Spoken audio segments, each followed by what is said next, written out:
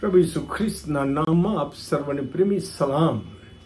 ગીત શાસ્ત્ર 99માં ગીત કરતાએ ઇસ્રાએલ લોકોને અને આજે આપણને પણ એ યાદ કરાવ્યું કે આપણે ગરીબોની મધ્યે વસનાર પવિત્ર ઈશ્વર યહોવાના હજુરમાં જીવીએ અને આપણી અરજો એમને સંભળાવીએ અને પોતાના લોકોની અરજો સાંભળીને તે ઉત્તર આપનાર અને કામ પ્રમાણે બદલો વાળનાર અને ક્ષમા કરનાર ઈશ્વર છે.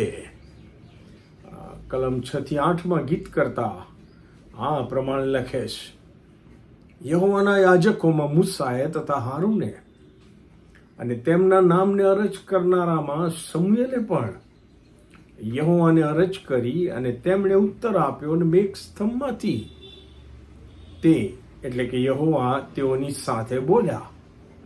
તેઓએ તેમના સાક્ષીઓ તથા તેમણે જે વિધિ તેઓને આપ્યા તે તેઓએ પાળ્યા. હે યહોવા અમારા ઈશ્વર, તમે તેઓને ઉત્તર આપ્યો.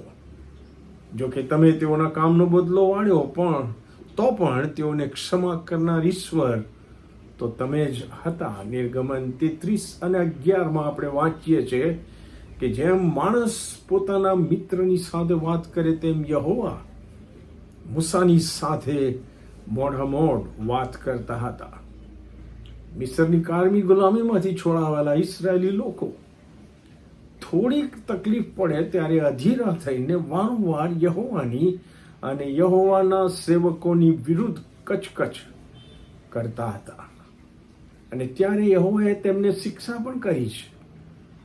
અને જ્યારે લોકોએ પસ્તાવો કર્યો અને મૂસા મારફતે યહોવાને દયા માટે યાચના કરવાની આજીજી કરી ત્યારે યહોવાએ તેઓને માફ કરીને તેઓના બચાવનો માર્ગ પણ કાઢ્યો હતો. આ બધું જ આપણે જૂના કરારમાં વાંચીએ.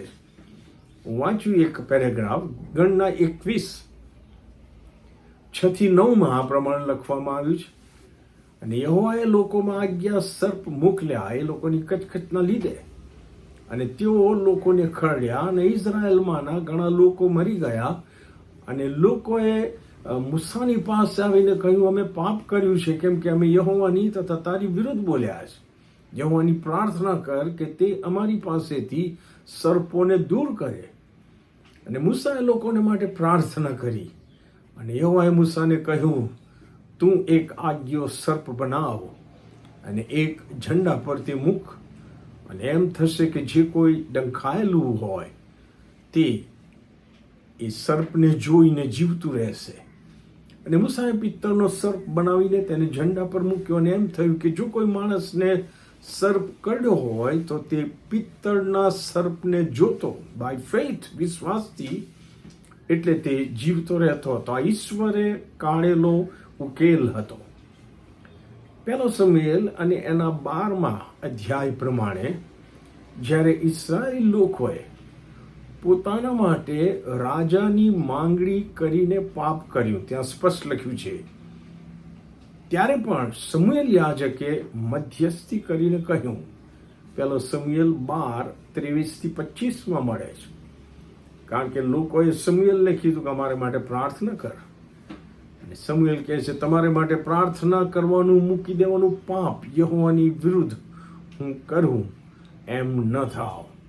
ફક્ત યહોવાની બીક રાખો અને સત્યતાએ તમારા પૂરા હૃદયથી યહોવાની સેવા કરો, કેમ કે તમારે માટે તેમણે કેટલા મહાન કૃત્યો કર્યા છે તેનો વિચાર કરો.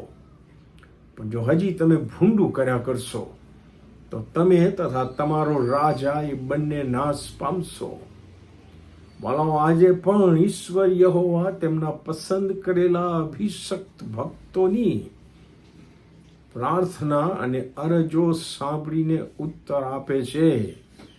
અને આવા મહાન પરમેશ્વરના માટે આપણે પ્રભુનો અને પરમેશ્વરનો જ આભાર માનીએ. આમેન.